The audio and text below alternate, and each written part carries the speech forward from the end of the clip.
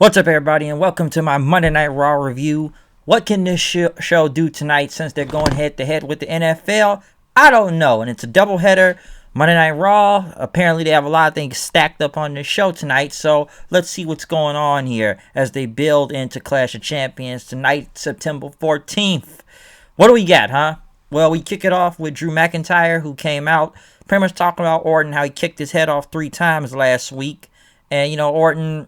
he asked if he's ready, for Clash of Champions and everything, but it doesn't look like he is, as McIntyre talked about how, Orton broke his jaw, but he had to pay him back, and that he considers himself lucky that it was just a fractured jaw that Orton gave him. But McIntyre basically said, Orton should be lucky that his head is still attached to his shoulders after he got it kicked off nearly 3 times with Claymore kicks last week. But he said that WWE's medical team had said that he should take time off, but no, or else he would have to forfeit the WWE Championship. So that, one shot to the jaw could have led to his, jaw being wired shut and everything. And, talked about how he kicked him, which for some reason he talked about Scotsmen don't like to wear underpants for some reason. I don't know what's going on with that, but Drew pretty much says, how about this? Since we keep sending each other to the hospital lately and all these ambulances, we're going to have ourselves an ambulance match and whatnot, which McIntyre did the same thing as Orton last week, showing several people he's Claymore kick in a hospital room, just like Orton did last week when he talked about kicking people's heads off. Now McIntyre showed, basically the same thing, except they have, Orton, Brock, and Seth, and several others getting their heads kicked off by a Claymore kick. But, Adam Pearce came out, which getting a lot of TV time lately, like I said before, and talked about how Orton's injuries are unknown right now, but if he cannot make it to the pay-per-view tonight, that if Keith Lee can beat Drew tonight, he will get a shot at the WWE title at Clash of Champions. So if Keith Lee can win, he will get a title shot. If Orton can't do it and won't be able to do this ambulance match, but obviously it's going to be an ambulance match since... like I said, we had an ambulance about 2-3 weeks ago, and now we got an ambulance last week, so ambulance match it is, so that's kind of the thing they're going with, ambulance match, folks. Next, Raw versus SmackDown match, Street Profits versus Cesaro and Nakamura. Got a phone call, hold on. Yes, a tag team match between both tag team champions from both shows.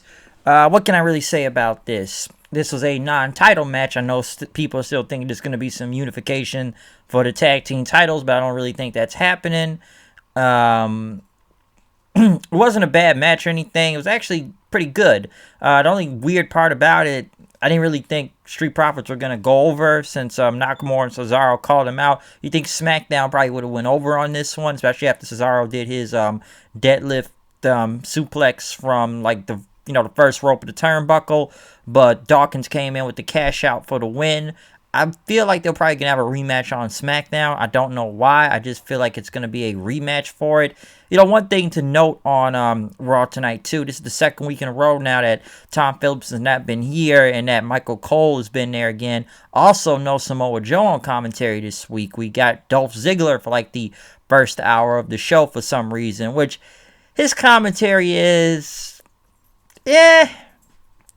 I don't know. It's okay. A little bit over the top, but it's okay. I'll say that. I don't know why, but I'm just surprised they put him on. I don't know where Samoa Joe was this week, but I'm like, really? They put Ziggler on commentary and it's cold 2 weeks in a row. I'm like, okay, interesting, but just kind of interesting they put him on commentary. But like I said, Ziggler was only there for the first hour of commentary. Next though, Lana was in the back, I guess, talking about Natalya to Angel Garza. Garza was trying to, I guess, flirt with her whatnot until Zelina Vega came in. Basically blaming Garza for, leaving Almas behind from last week and, forgetting about the whole tag team. And now you want to start flirting with Lana now, which Garza got tired of his whole team. He was tired of Almas, which Vega pretty much walked away because she got tired of Garza and Almas arguing with each other. Next thing you know, Garza and Almas just started brawling in, and they went to commercial break after that. The Hurt Business came out. I guess they got their own custom theme now, rather than just having them come out the MVP's balling. But They all came out. They all pretty much had the suits and everything. Cedric was ready to fight. And basically, MVP said this is, business is booming right now. We got Lashley, the U.S. champion. Benjamin upgrading from gold to platinum status. And Cedric Alexander, the newest one to the group and whatnot. Talk about his tax attorney and everything. Numbers is up right now. And talk about everybody on social media wants to get all salty about, him, turning his back on Ricochet and Apollo Crews. But that's gotten him nowhere. He's tired of getting beat up by three of the baddest guys in this business right now. And, he's tired of waking up from every Tuesday after Monday Night Raw saying he cannot play with his kids. He can't play with his family and whatnot.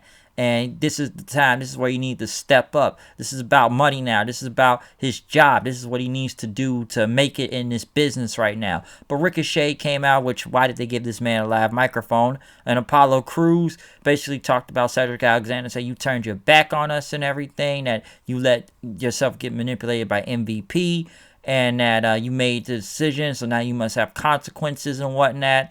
And, we had your back before, but this is what you're doing now. But Cedric says, how many beatings did I take so you could still be U.S. champion? As Shelton even told Cedric that these guys are just jealous and everything. But Ricochet, listen, man, it's going to be hurt. It's going to be some hurt. Not hurt, but, you must backstab me. You think that's going to hurt? Well, you're going to get some hurt right now because we were supposed to be brothers and everything. And, we tried to get you to come back, but Cedric wasn't having it. We got Cedric versus Ricochet, which was an okay match. I will say that for the win.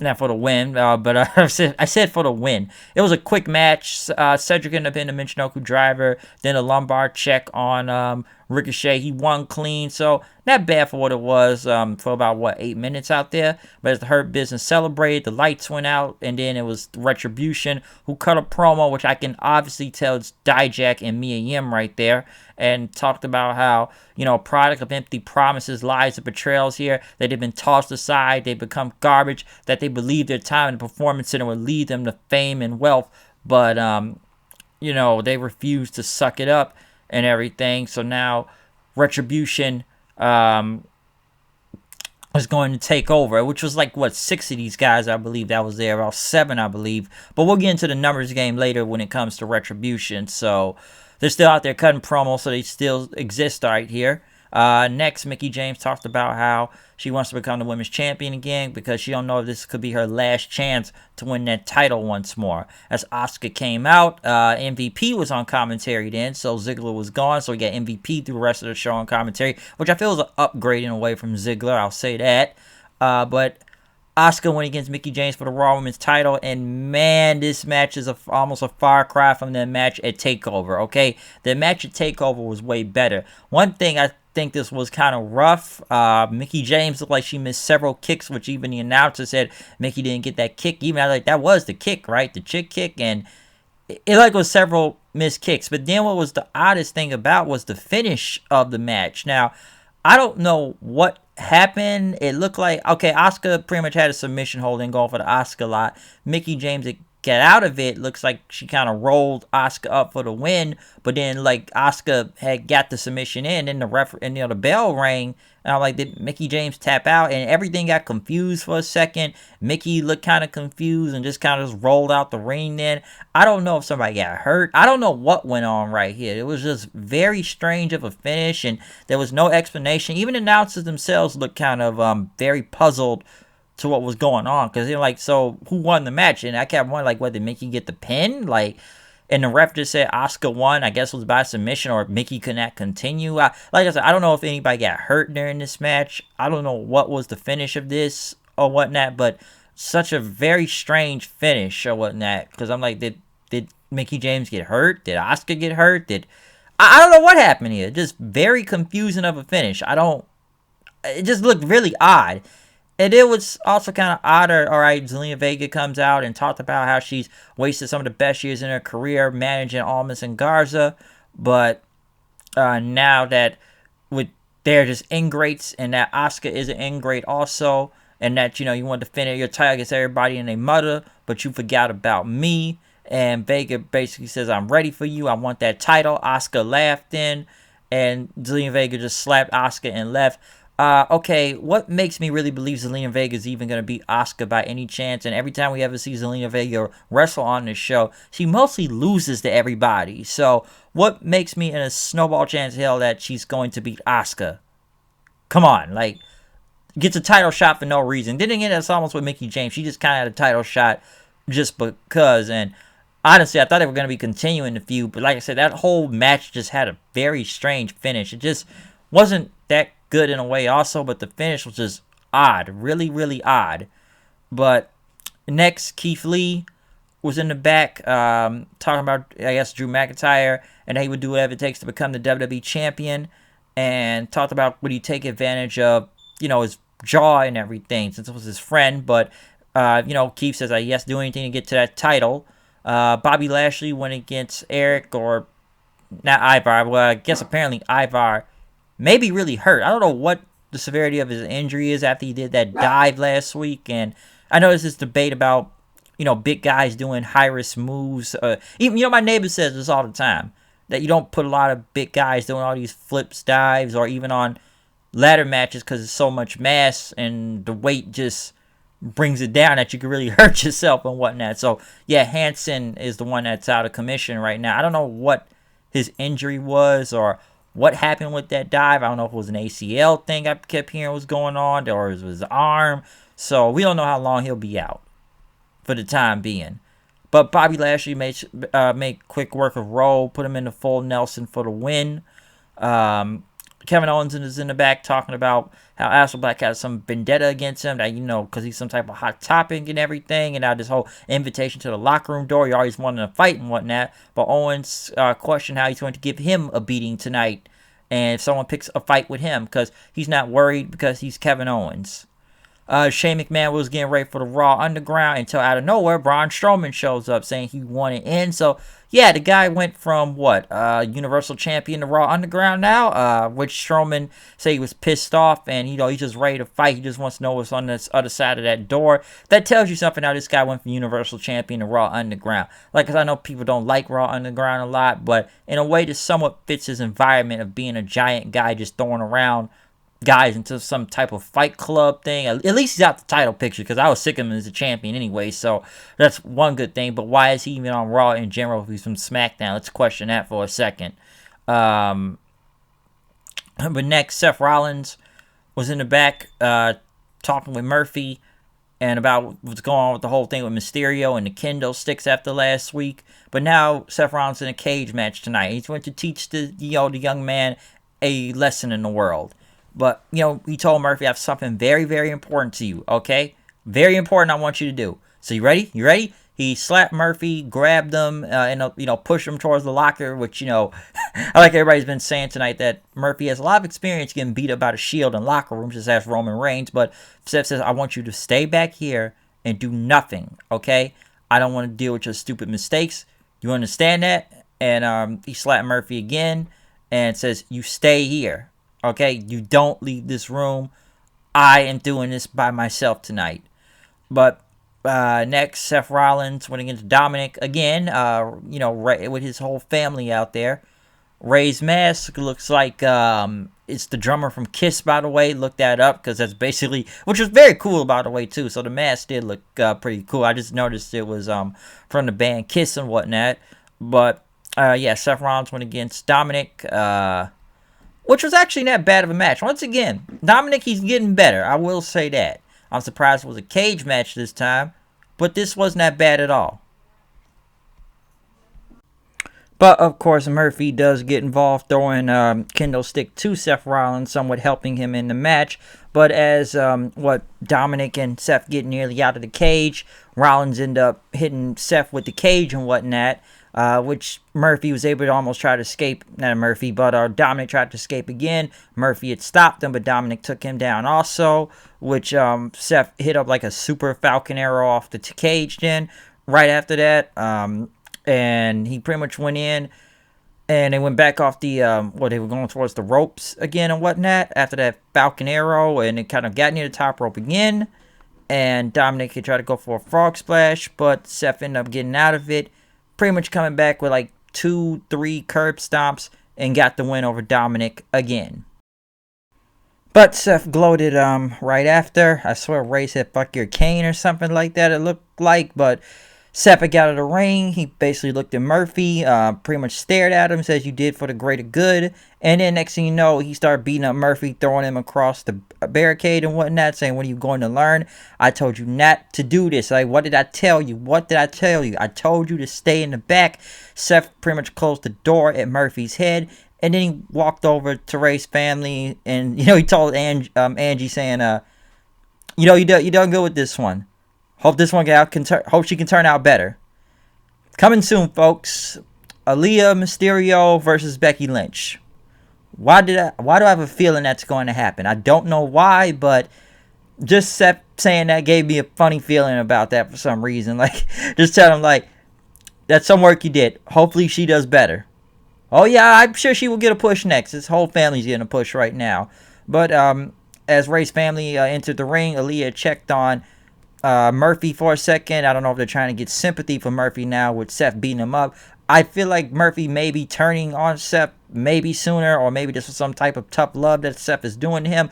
Could Dominick and Murphy be a team, especially with, Aaliyah checking on him? I don't know. But we shall see what happens with that then. But next is Raw Underground time. For some reason, I guess Ziggler left the commentary table to go to Raw Underground to fight some random dude. Riddick Moss stepped up then, going against Ziggler.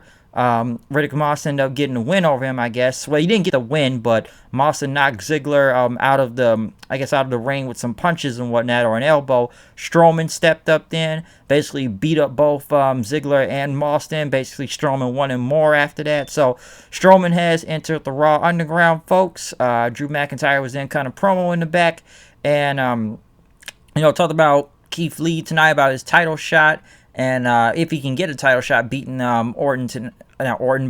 McIntyre tonight. But Drew pretty much says that, he hit Randy Orton with the Claymore last week. And, now that he's going against Keith Lee this time, it's going to be something different and whatnot. And Keith Lee showed up pretty much talking to McIntyre, talking about trying to drag his name and reputation. And says, I thought we were friends and whatnot. But McIntyre says, we are, okay? And Keith Lee says, I got an issue with you saying that. Like, listen, I beat Orton at Payback, okay? And I would have beaten him last week also.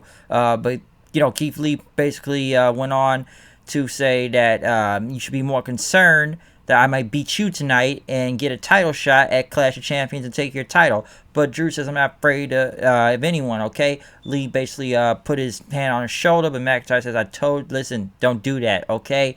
And says, don't do this, man. And pretty much McIntyre punched him. Keith Lee came back and knocked him to the ground. Both men started brawling then and whatnot as they pretty much threw each other around to some production crates and whatnot until security came in and broke Keith Lee and Drew McIntyre up.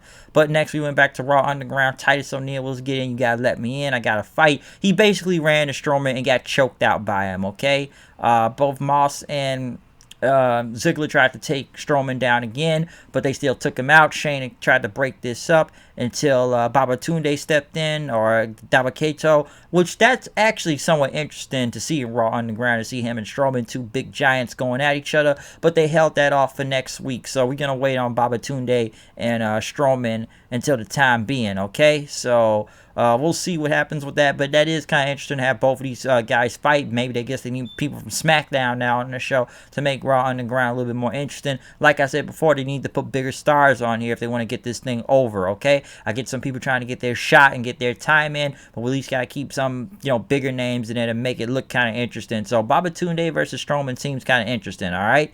But next, Aleister Black went against Kevin Owens. Aleister Black have a little bit of new gear. New pants, I should see, not the usual tights and whatnot, but something different about Aleister Black. Basically, with this match with Kevin Owens, of course, Retribution got involved, so not much of a clean win, but as Black was distracted, Owens went in and got the stunner on him for the win.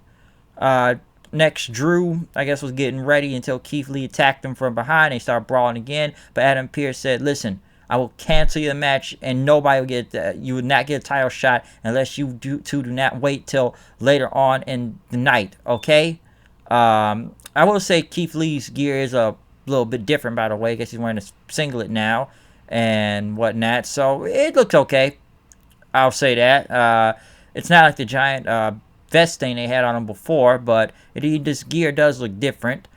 Ruby Riott, Liv Morgan, Riot Squad winning against Natalya and Lana. Why do I really care? Shayna Baszler and Nia Jax out there on commentary. Just guess he was getting a title shot, which the Riot Squad won. And then Baszler and Jax beat up both Lana and Natalya, which hit a big Samoan drop on Lana through the table. Don't really care. But hey, beating up Lana and them is okay with me, which some people think this was a shot back at Miro since his promo last week on AEW about the WWE and Vince. Hey, let's get payback and we'll put your wife through a table. Let's beat her up on this show, okay? I'm seeing a lot of people say that tonight, but then again, you knew the Riot Squad was going to win, and I don't really give two craps about Natalya and Lana in general as a team because that's just channel changing heat if you ask me. But boom, there you go. That's nothing very much to talk about. I know they kept hyping up the Thunderdome. We care about the fans. Really saying that a lot tonight. But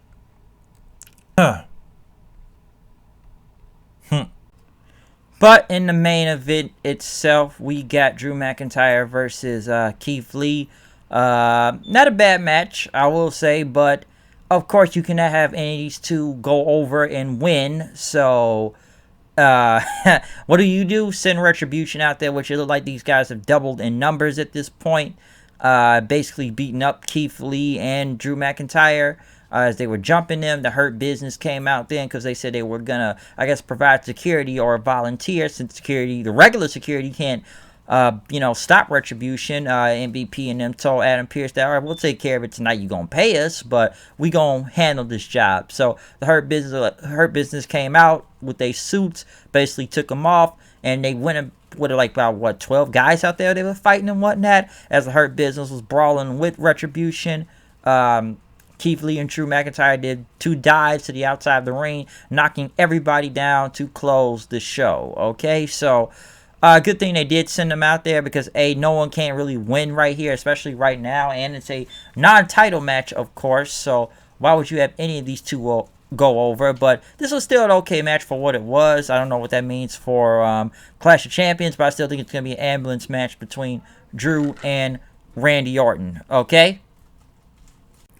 But as this episode, Raw, I will say it's better than last week because last week was god-awful. But then again, this show is mostly bad every week. But this show was somewhat a little bit better this time. Maybe, with Drew and Keith Lee going at it and then brawling with each other throughout the night.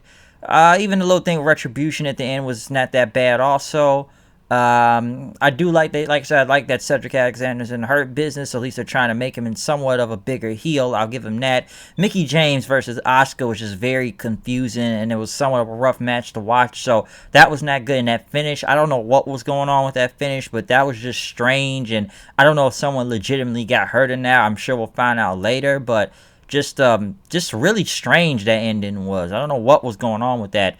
Dominick and Seth was not bad. I will say that for their cage match. So, not bad at all. Raw Underground is Raw Underground. Not sure what they're going to do with Strowman. But, hey, Babatunde and Strowman, that actually does not sound bad. Let's see where that goes, okay?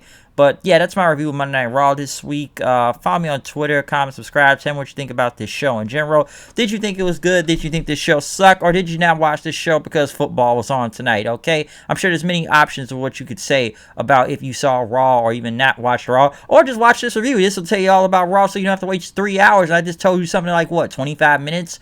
Oh, almost 25 minutes about what happened on this show tonight. That's what I can say about Monday Night Raw, okay?